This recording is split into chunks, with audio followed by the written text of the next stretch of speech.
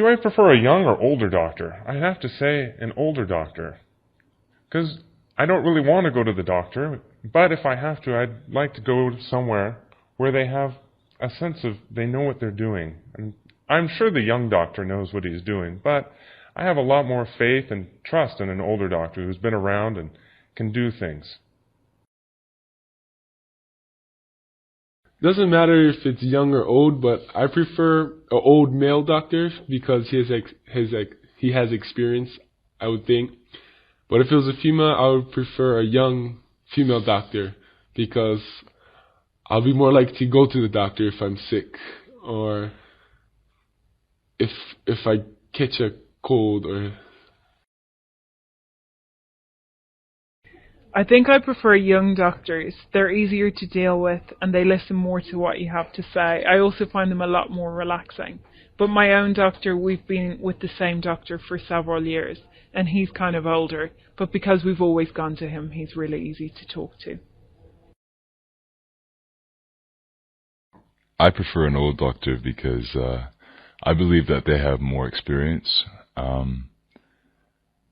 Except there are some issues that I have. I mean, an old doctor might not be as well versed in new medicines that come out, but a new doctor might, or a young doctor might. But obviously, I would think that the old doctor would have more experience overall.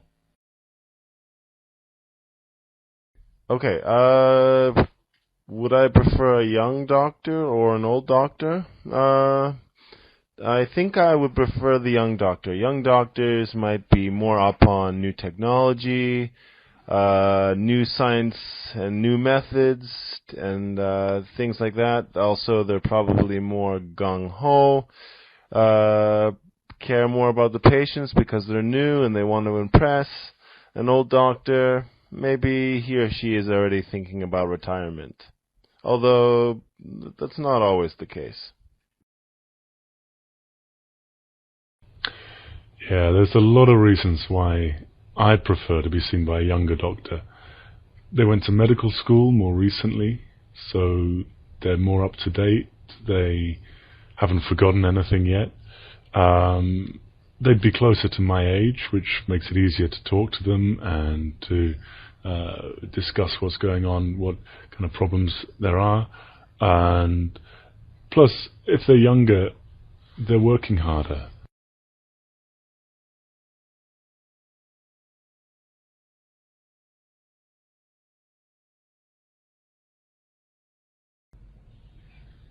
A food I always crave. Well, now I'm not living in Ireland. I always crave Irish soda bread. My grandmother used to make it when I was a child in a really old-fashioned fire oven, and there was nothing like it.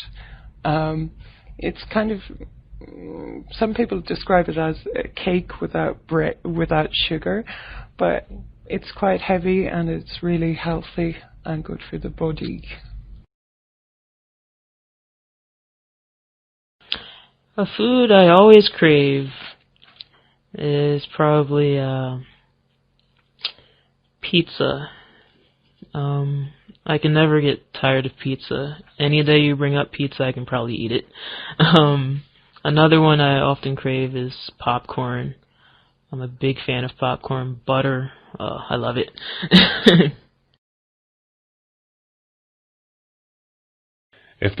I can only mention one food I crave, I'd have to say a gyro. I love Greek gyros with lamb and beef and the nice sauce they put on it. Especially the one little shop in Seattle where they sold them for $3. I miss those very much. The one food that I always crave is hot dogs. I am crazy about hot dogs. I don't know why. Maybe because I love baseball, but a hot dog and a nice hot dog bun with good mustard is just the best food in the world. And I know hot dogs are terrible. They're not the best thing to eat. They're not good for your body, but there's just something about the taste of a nice hot dog and a Coke. I love it. The best food which I like, I guess I love Indian food, and though I know how to cook it well, but I'm so lazy because it takes so much time to cook my Indian food. And right now, as I'm in Japan, I prefer eating something ready-made or Japanese food. But I love Indian food, especially North Indian food. I really like it. Yeah.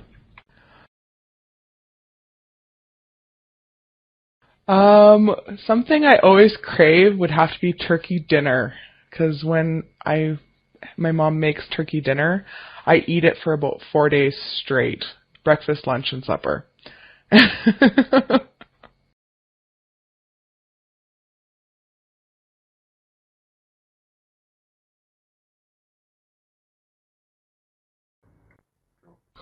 Who in your family do you resemble most and why?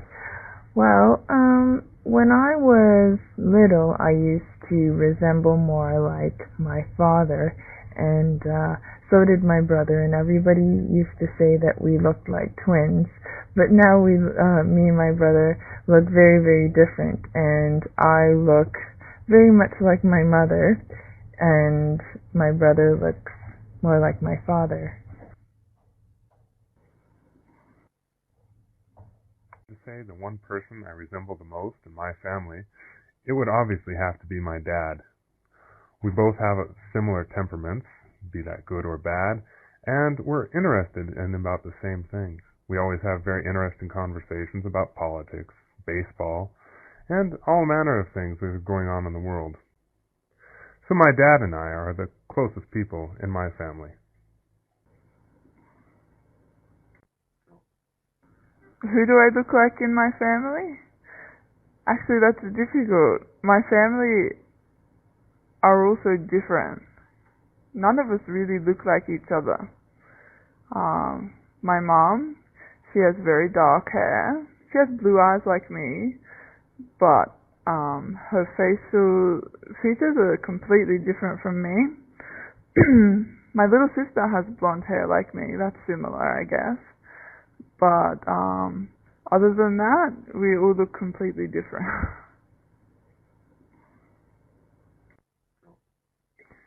So, who do I resemble? My mother or my father? That's an easy one. I look like and act like my dad for sure.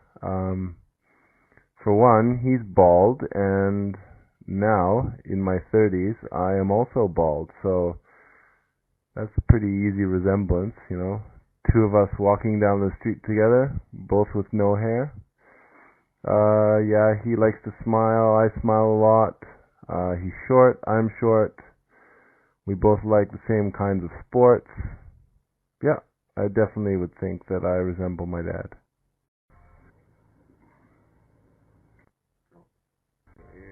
Who in my family do I resemble most? I think I resemble my dog Dancer the most. We're both hairy, we're both cute, we're both sort of masculine and yet lovable. My husband say I look like my mom, but I don't think so. My personality is actually like my mom. And let's see, my sister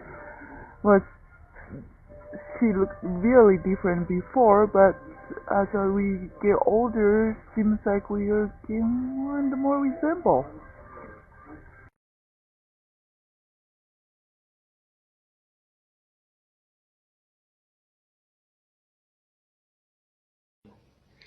High school was a very good experience for me.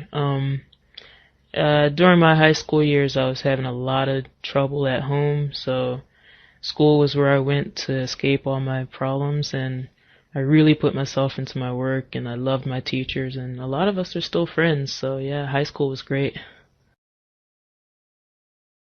High school was quite a good experience for me, really. My high school wasn't a fantastic school, but I had lots of good friends and some good teachers.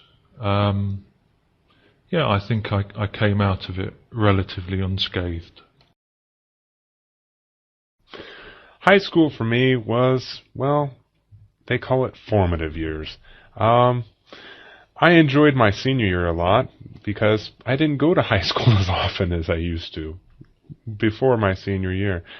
Overall, high school was like it is in some of the movies from the 1980s.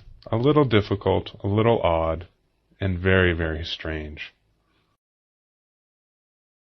Okay, I think I love my high school. That was the best part of my whole school life because I had my best friends in that and bunch of good teachers.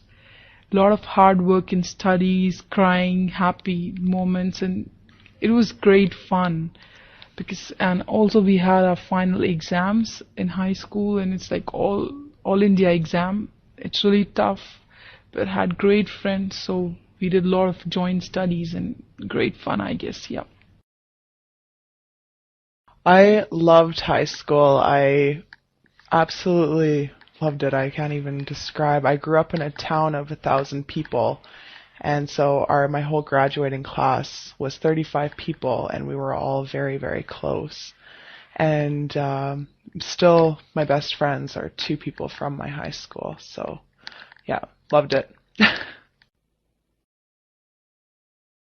I have to admit, I loved high school. I thought high school was the best. It's a really good time. You know, you play sports, you're in clubs, you're hanging out with your friends. But what I remember most about high school, though, is I thought it would never end.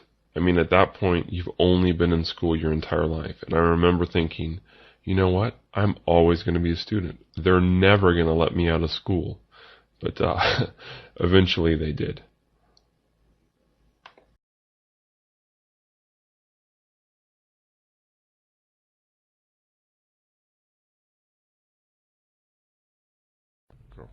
Women's fashion magazines.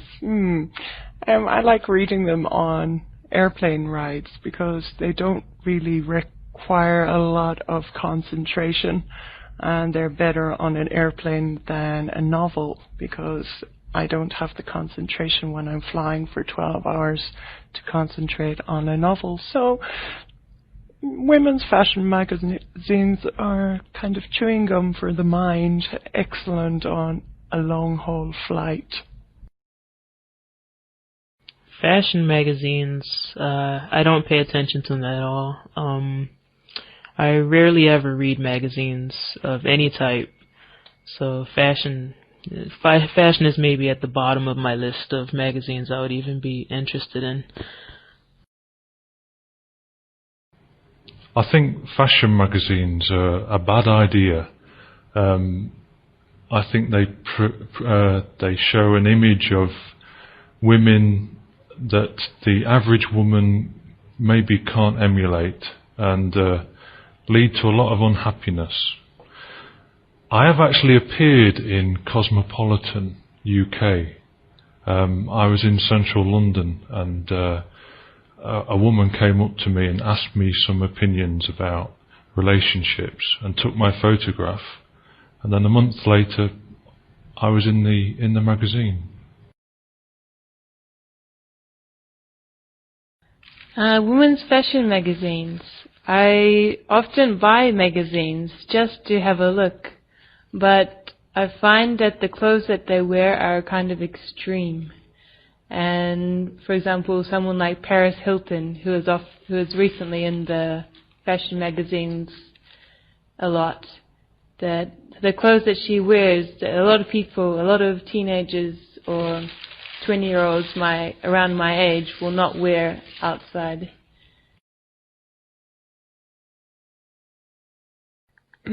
I like fashion magazines, but I try not to put my body image into the way their body image is, and that's a little hard. I try not to pay attention too much to that. I do like looking at them just because they're fun to look at and the articles are good. I think fashion magazines are incredibly stupid. The models always just look ridiculous. They're always in some special pose in some special situation, and the clothes that they wear, please, come on. Like, have you ever seen anybody wear the clothes you see in a fashion magazine, men's or women's, out in public? It's pretty rare. So, yeah, I think fashion magazines, for the most part, are pretty ridiculous.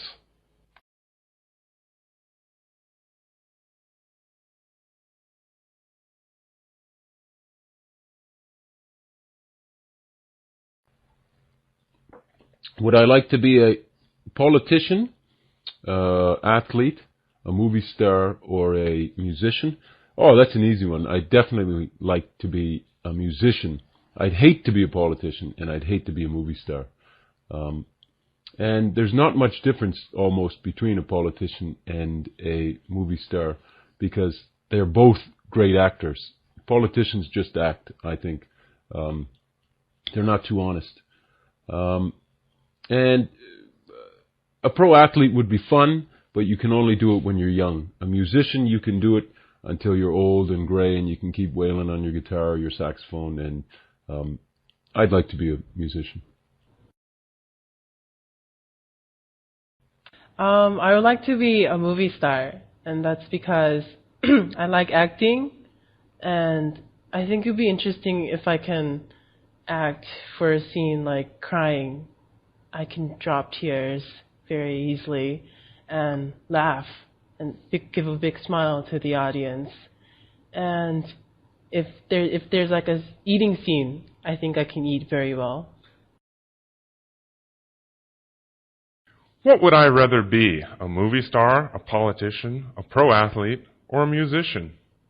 I'd have to say I'd want to be a movie star, because I love movies and I'd like to be in them. I could make direction decisions and, hopefully make better movies than are out there right now. I wouldn't really want to be a politician, because I don't really want to have my life raked over the coals. But a movie star would be okay.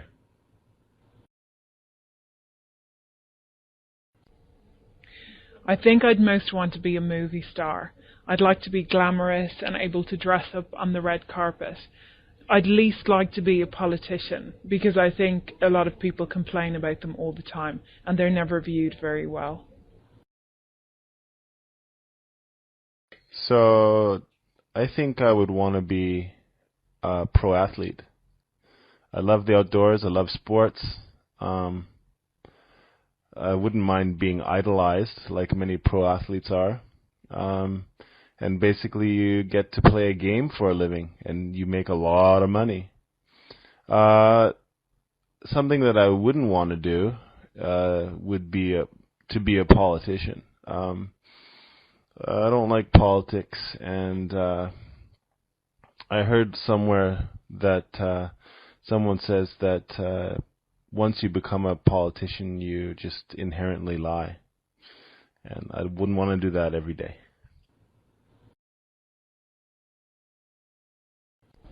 Yeah, I think I would want to be a politician, because if you're a politician, you can make changes, you can influence people's lives. I know a lot of politicians are dishonest, but I think you have the chance to do good and make changes.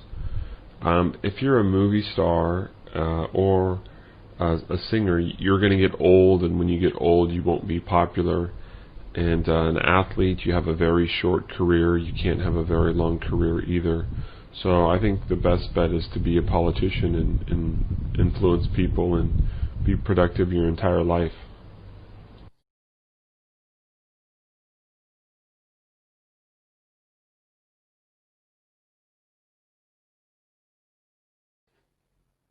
Okay, so what is a typical work day for me? Basically, come home from work, and I place a lot of importance on dinner, so try to make something nice for dinner. And then after that, basically listen to my girlfriend complain and argue, and that's about it. Then go to bed. A typical evening? I'm not sure that I have a typical evening, really. Usually when I'm in the UK, in evenings, if I have work to do, I usually do my work first. And then I tend to go out with my friends. Occasionally I stay in and maybe watch TV with my parents. And quite often I go to the gym or I go swimming in the evening. I suppose it depends on what night of the week it is. Okay, typical evening for me, I usually get home at about 7 o'clock, quickly change my clothes, put on my running gear, go running for about an hour, jog back by the supermarket on the way home, pick up my dinner, and eat my dinner, take a shower, eat my dinner, and watch TV.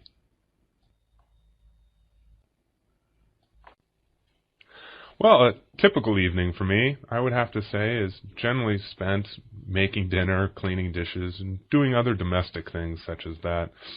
And then usually, as being a student still, doing a lot of research and reading, and usually chatting with friends abroad.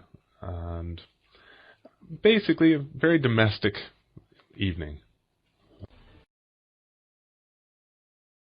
Typical evening involves dinner, and I'm a bit of a workaholic, so I work, and the relaxing part, I guess, comes usually when I walk my dog, and sometimes my wife comes along with me, and that's really nice too. A little family time together outside. My typical evening, let's see, involves cooking, definitely, and sometimes cleaning, doing laundry, working, and then sleeping. That's all. Boring.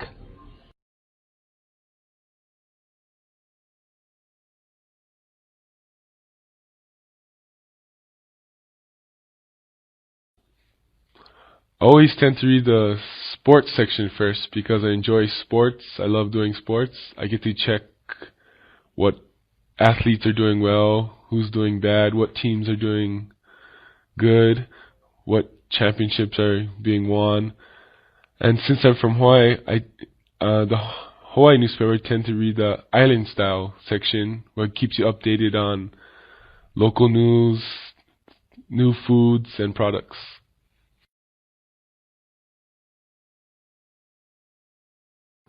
What part of newspaper do I read first?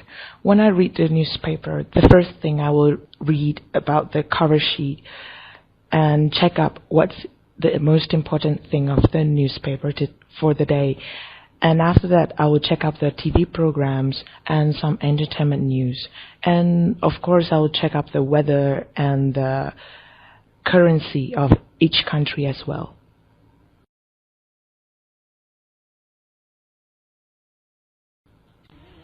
Let's see, I don't read the newspaper, therefore I cannot answer this question. However, when I look at the internet news site, I usually start with, of course, the cover site, and just look really fast and find out what's going on in the world.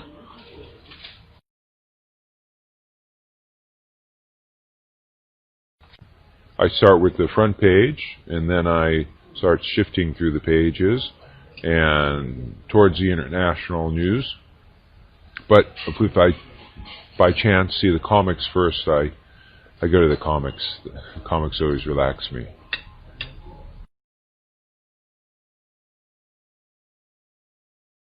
Which part do I read first? Well, let me start by telling you the part that I read last. I leave the sport until last because the sport for me is not really that interesting. It's a little bit pointless. So usually I begin with the front page and I read the newspaper in order, and then when it gets to the sport page I stop and I've finished.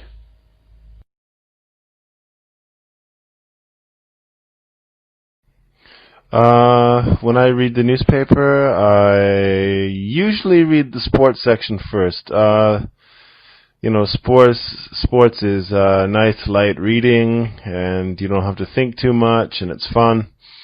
And then after sports is finished, then I get into the heavy stuff like world news and all that kind of jazz.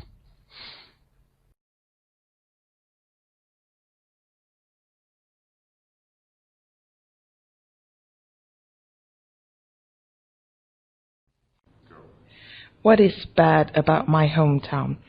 I'm from Taiwan, and I come from Taipei. And Taipei is a very big city in Taiwan, but it's very dirty. And the air is bad, the traffic is bad.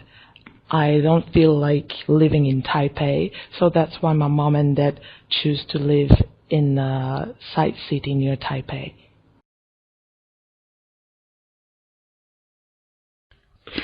My hometown is called Stevenage, and there's nothing I can say that's positive about my hometown. It has no green spaces, no cultural icons, and really nowhere to go. So don't go there.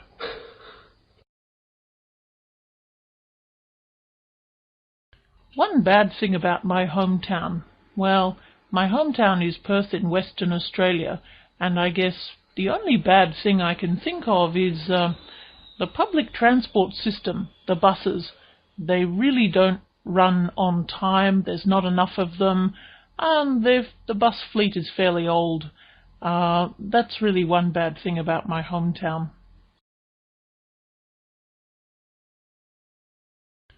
What's one bad thing about my hometown? I live in a small little island on the east coast of Canada, and there's not much there. There's not much entertainment. There's no restaurants. There's no movie theaters. So it's very, very, very quiet. Some people would say very boring, but I think you have to find other things to do. Like hiking, or you learn how to play the guitar and play music, and reading and writing. So I think the bad thing about my hometown is there's not much to do, but it makes you create other things and do other things.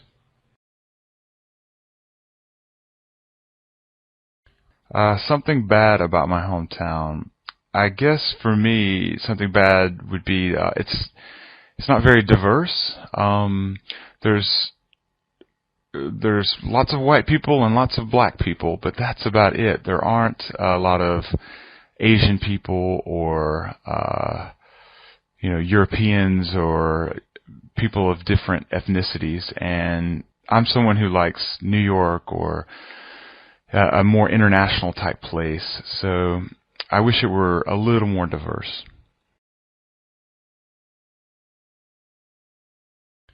Vancouver? What's not good about Vancouver? Well, I think that the people of Vancouver overrate the city, and that's kind of, I think it's the best place to live on Earth.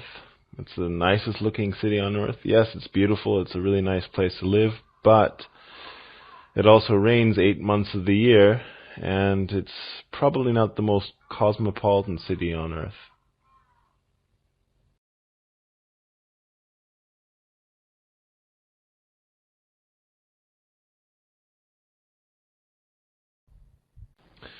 When I have a cold, I don't take the traditional medicines or hot lemon drinks or anything like that. I take cayenne pepper, red pepper powder, and I put it in everything I'm eating, and that works for me. What do I do for a cold? When I got a cold, I will stay at home, and my grandmother always gives me special herb tea for cold, and my grandmother always gives me hand massage. But now I live by myself, so when I got a cold, I will just make myself the herb tea and try the way that my grandmother always did on me. I will massage my fingers and my hands. When you have a cold, I don't think there's really anything you can do. Usually, if I have holidays from work, I'll just go to bed for the weekend, maybe drink lots of hot drinks, and sometimes eat oranges and citrus fruit for vitamin C. But I think the only thing you can do with a cold is to wait it out. Whenever I have a cold, I think it is good to get a lot of rest. And it's also good to have a hot toddy, liquor, like whiskey, lemon, honey, heat it up, drink it, boom, wipes the cold out. For a cold, do you know, actually if I have a cold, I do absolutely nothing. I really don't understand all of these cold remedies, and my theory is that if you have a cold and you take all of these cold remedies and these antibiotics, they don't help because your body is immune to them. So you may as well just not take anything and let your body heal itself. That's what I tend to do. Although on occasions when my cold has been really bad, I have taken something. What do I do for a cold? Well, I drink lots of fluids. I like to eat soup, so get as much clear soup down me as possible. I don't get colds that often, so it doesn't really matter. Or another way is just pretend the cold isn't there.